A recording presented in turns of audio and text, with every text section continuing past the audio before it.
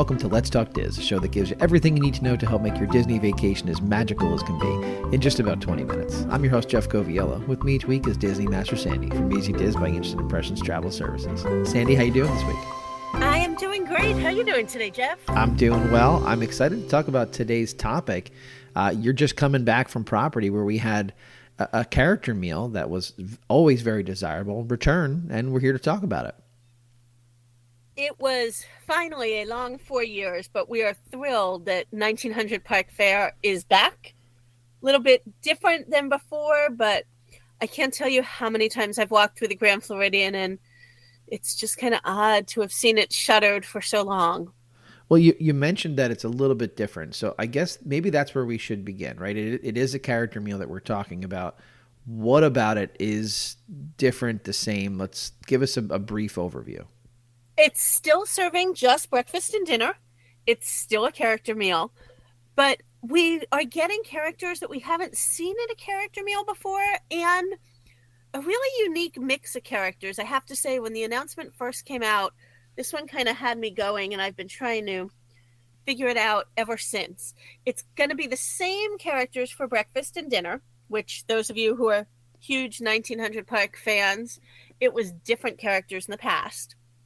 But it is now Mirabel, what I'll call new Tiana, Prince Aladdin, and Cinderella.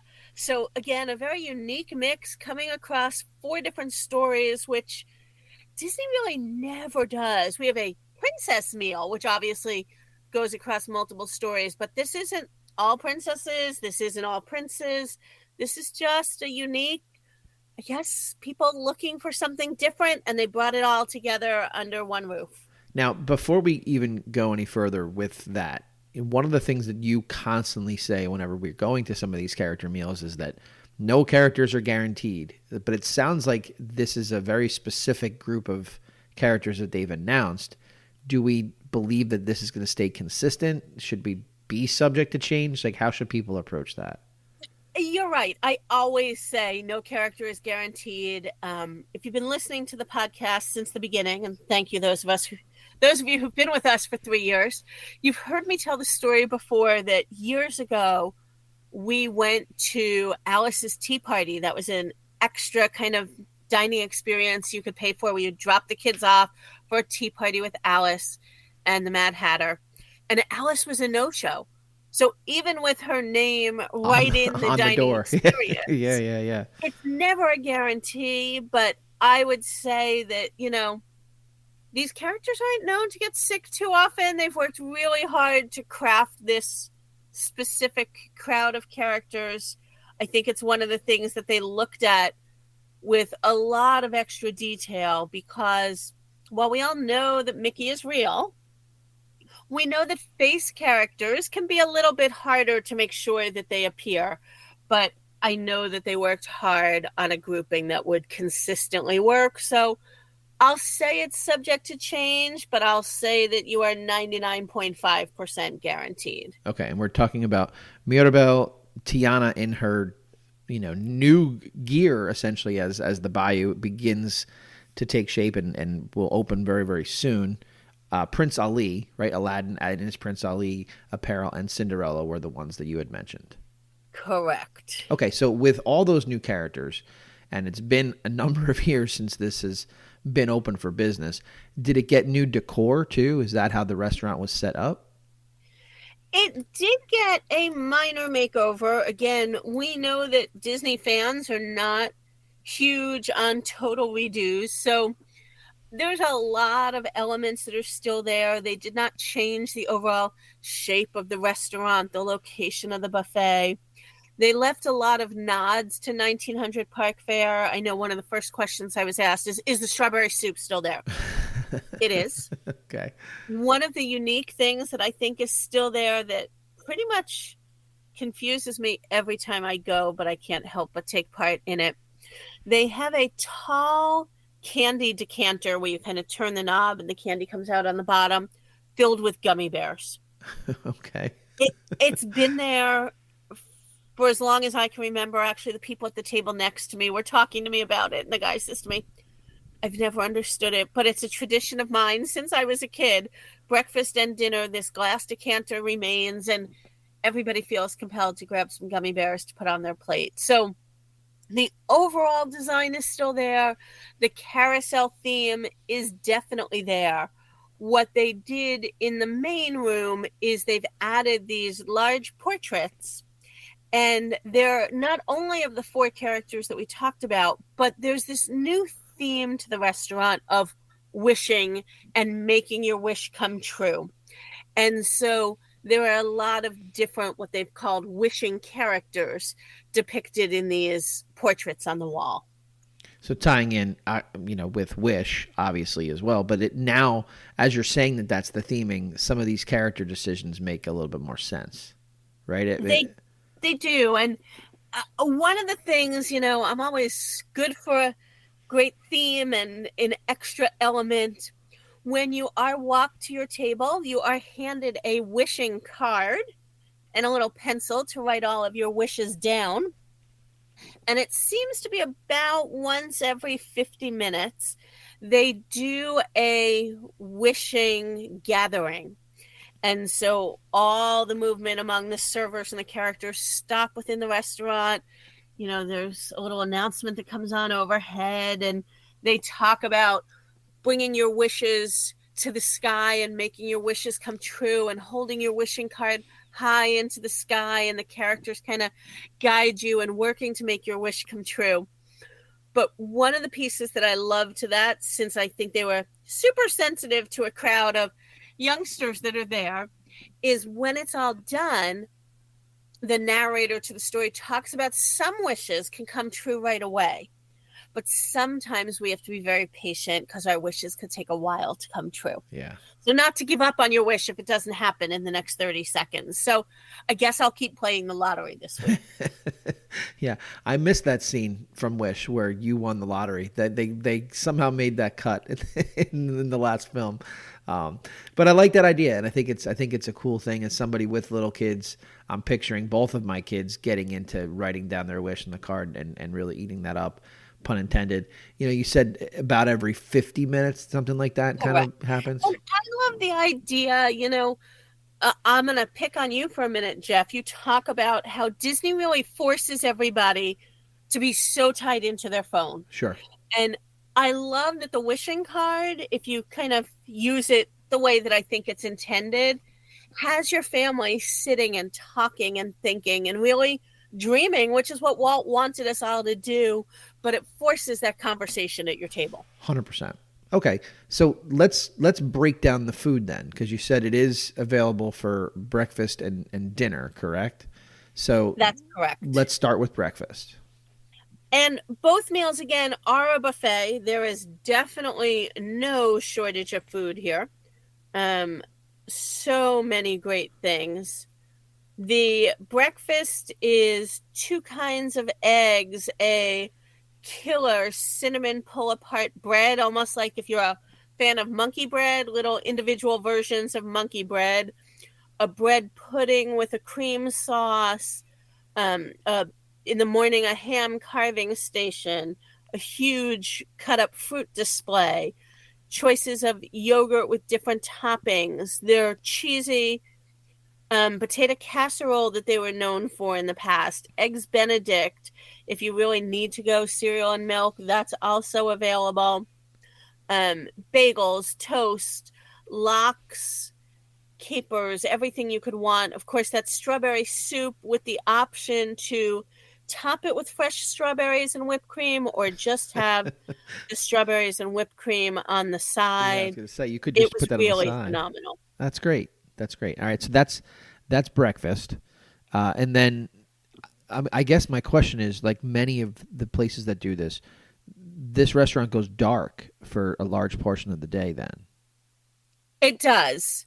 Again, hours are always going to be subject to change, but I wouldn't even say a large portion of the day when I think about it now, because breakfast extends beyond what you and I might think of breakfast. Breakfast is going to be 8 to noon. Right. And again, remember Disney's policy. You might get an 11:50 breakfast reservation. Sure. They're not kicking you out at noon. No. No, So probably not. its number of hours of darkness are pretty limited because the first dinner seating begins at 4. Got it. Okay. So there is that gap of time depending upon when the last the last seats for breakfast depart and then the first seats for dinner The come gap in. is probably about 3 hours. And again, they're fully changing the restaurant over. One bizarre thing that I learned, and I don't know how I never picked up on this. I was talking to a variety of servers, and apparently this is a semi across the board thing. They've determined that people use salt, pepper, sugar, sweetener, and things at breakfast, but not at other meals. So they use that in between time to clear the tables of all of those items. Huh. And if you like them, you need to request them. That was one of those things that was kind of surprising to me. Yeah, it seems like an odd thing for especially for a buffet. I'm somebody who salts my food pretty regularly, and I also have been trying to curb my Diet Coke addiction and do a lot of unsweetened iced tea that I add a sweetener to. So when they dropped off my drink for dinner, I knew that the sweetener had been on the table for breakfast. I didn't even think about it. And then when she left, I realized it wasn't there. I looked around. None of the tables had it. I went to salt my potatoes and it was not there. So it's one of those unique distinctions. Yeah, you got to remember. All right, but so what were the dinner options? Because we went through the breakfast options were massive. So what did we have for dinner? Again, totally massive options. And of course, gummy bears. Obviously, when I think dinner, I think gummy bears. You think gummy bears? Yes, clear. They had 2 kids' stations set up. The first was mac and cheese, turkey meatballs, red sauce, corn, 2 kinds of pizza, and chicken nuggets. Then for the adults, obviously, or anybody that wants, again, the great thing is anybody can eat anywhere. They had peel and eat shrimp, 2 different kinds of lettuce with a make your own salad bar. Pretty good assortment of toppings, cheese, chickpeas, lots of different salad dressing. Though I did think it was odd, there was no salad dress. There was no carrots there. Huh. They did then have a selection of 4 different types of prepared salads. So there was a bean salad, lots of different items. And of course, they're back at the carving station. 2 carvings, 1 carving station, 2 carvings. Turkey that was phenomenal, roast beef, their mashed potatoes that they are known for. They then had jambalaya, green beans. There was definitely no shortage of food here. A jasmine rice, a charcuterie board with some cheeses, grapes, light kinds of meat, and a bread display that was phenomenal. And then chicken noodle soup. I'm not quite sure where that came from. that came out of left field. That's a wish. Somebody granted that wish. The number one thing that I've heard in talking to people is, where are the beignets? They really thought since we had Tiana, we'd have beignets. Sure, I get that. They were not. The jambalaya is the nod to Tiana and the Bayou. And then, of course, there were 2 full stations of dessert. So, if you weren't full already, they had killer brownies. They were a great brownie, a fudge brownie with a multi-different kind of brownie, vanilla, dark chocolate, light chocolate topping. They had a raspberry cheesecake. They had chocolate chip cookies, obviously more aimed to the kids, vanilla cupcakes. They had what they called a hot brownie. It was kind of those little dark chocolate bites. We find them often in Canada during the Food and Wine Festival. They're mini kind of brownies, and they had that great hot vanilla sauce you could pour over them, and then a toasted coconut cake, which I will say, I was there. I had my nephew dining with me. The coconut cake looked amazing. It was this small cake bar with this bright kind of red frosting. We both really struggled with it. The frosting was a passion fruit that was great at first bite and then a little bit overwhelming in both of our opinions to the cake. But definitely try it. Let us know what you think, because we left there. You needed to kind of roll us out of there. It was all so good. And in the name of, all of our clients, I tried it pretty much all to give you some feedback. What about So, any signature drinks? Did they have anything specific to the theming, or was it just mostly what you would find at any experience like this? I think the drink menu was a little unique. I'm going to kind of sidestep your question for a minute Sure. and talk about what you do get included, which is why the drink menu always throws me. So breakfast is $54 an adult. And remember that adult is 10 and up, $34 a child. Dinner jumps to $66 an adult and $41 a child. And that's going to give you anything you want on the buffet and then some. It's also going to include any non-alcoholic beverage. And again, I'll say it's not cheap, but it's definitely pretty average pricing for a Disney buffet. And especially with the characters being the same, this is where I really encourage people, if you're doing the dining plan, the character dinners are the way to go. Again, $66 an adult, $41 a child. The dining plan, $94 a night an adult, $29.70 a child. Yeah. So already on the child, you're $12 ahead of the game. On the adult, you've got about $28 to make up with your lunch and your snack. But remember, if you're on the dining plan, you can pick up that drink menu that you were just talking about and add in a cocktail. And of course, they have plenty to choose from. I don't know that there were any of them that they didn't do a great job of naming them thematically. But again, you saw that kind of nod to what they're doing. They have the Bloody Mary with the jumbo shrimp to be down on the bayou. Sure. They've done a lot with that passion fruit, strawberry rose spritz, because again, that strawberry soup is kind of what everybody wanted to know about. But again, all of those cocktails can be included if you're on the dining plan. I shouldn't say all of those cocktails. One of those cocktails. Right. And again, when we talk about the value, the cocktails there ranged from $16 to $18, but the glasses of wine that are also included range from $13 to $29. And then they had a lot of non-alcoholic specialty beverages that they came up with. So again, the kids can get a specialty beverage. And that's really where they did a little bit more work. They have the So Many Wishes, a pomegranate green tea, lavender lemonade. So those are going to be, if you're not on the meal plan, between $5.75 and $6.30. And obviously all of these prices are subject to change. They do also have, besides the kids' drinks, some zero proof cocktails.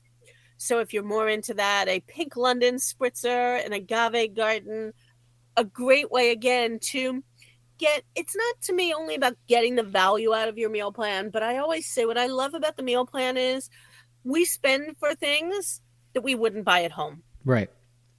And so again, you can see pretty quickly that $66 plus a cocktail, depending, going with that average cocktail, you're at $82. Yeah. Yeah. It's out of your $94 dining plan. It's a big deal. It's a big deal. There are cocktails available at breakfast as well. I don't suggest a cocktail and then getting right on Tron, Listen, but I'll leave it to you. To each his own. You never know. You never know what people's mornings look like. So some great ways to really get value of the dining plan, have some extras, and really indulge while on vacation. Well, it does sound like the way to go. Anything else that we haven't mentioned today that you think people should know before we say goodbye? One of the things that they were just starting to roll out before COVID that seems to be more in full swing now is we talk about Disney being amazing with allergies. And they will always have a chef come to your table. It's one of the first questions that all of the servers ask you. But they're now starting for the buffets to print an allergen menu, which I love. It lists every food on the buffet and the top 8 allergens and which ones they're safe and not safe for. And they've kind of color-coded it in a way that you just can't mistake what's easy for you to have and what isn't. Again, if you want to meet with a chef, they are still happy to have the chef come out and see you. and walk you through the buffet, but having it pre-listed, and again, there's green check marks and big red circles in each column, so it's very obvious what you can and can't eat. And even if you want the chef to walk you through, but then you have doubt, having that menu is excellent. The other thing I'll say right now is the top thing I heard from people on my personal social media once I started posting pictures is, I've been trying to get a reservation and I can't. Right. It's going to be a hard get for a little bit. And the reason is, and kudos to Disney for not going for the almighty dollar on this one. When they open new restaurants, they don't open them at capacity.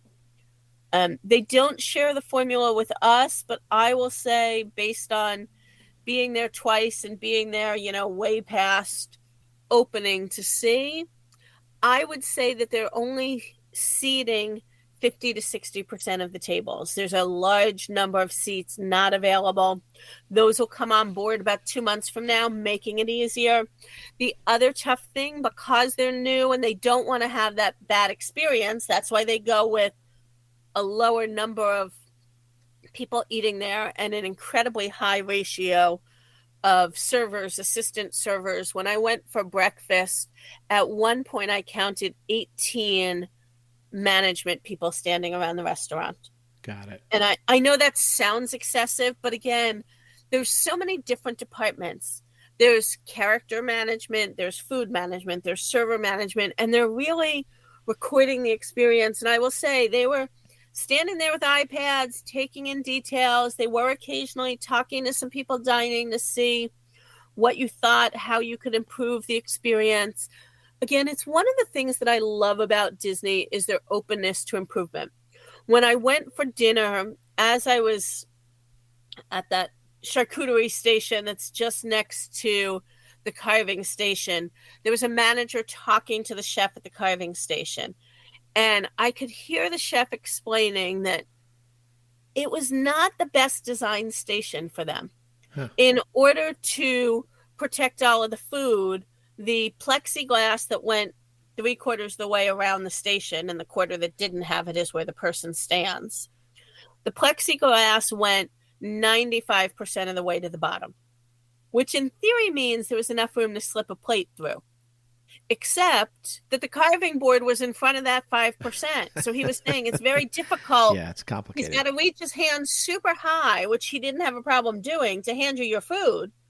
But if you weren't tall enough to be over the top of the plexiglass, it created an awkward interaction. Got it. And so for anybody, for instance, in a wheelchair, he would have to leave the carving station and come around to them, which they gladly would do. But he said to the guy, if we could bring the plexiglass up another 10%, we solve this problem. Yeah, it's not ideal. It's good. And the manager was like, that makes total sense to me. We'll get right on that. It wouldn't surprise me if by this weekend that's already done. Yeah. So I love how they look at those things.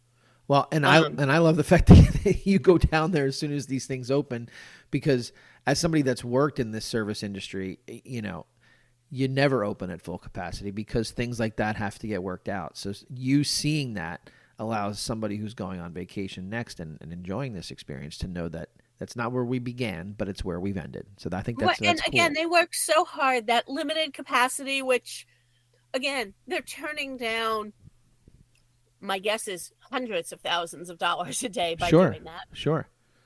There are no discounts available. So if you're DVC, annual pass, CAS, they've said they were told at least a year for the no discounts.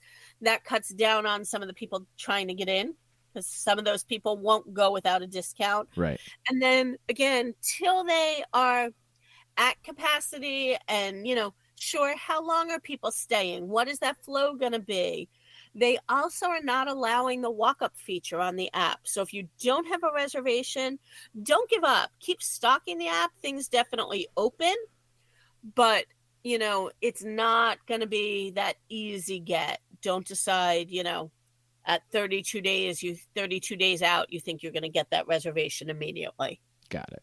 Well, Sandy, thank you for taking the time to go down on property. I know that it was really, really difficult to have to hit this awesome experience twice while you were there, once for breakfast and once for dinner. But that's why you're the Disney master. It's why we have you here. I appreciate the expertise and the time, and have a great week. My pleasure. Thanks for having me. That's a wrap this week on Let's Talk Diz. If anyone you know could benefit from this or any show, please share on your Facebook and Instagram for other Disney fans to enjoy. And don't forget to reach out to the folks at Easy Diz by Instant Impressions Travel Services for any Disney destination planning. Make it a great week, and as always, keep making memories.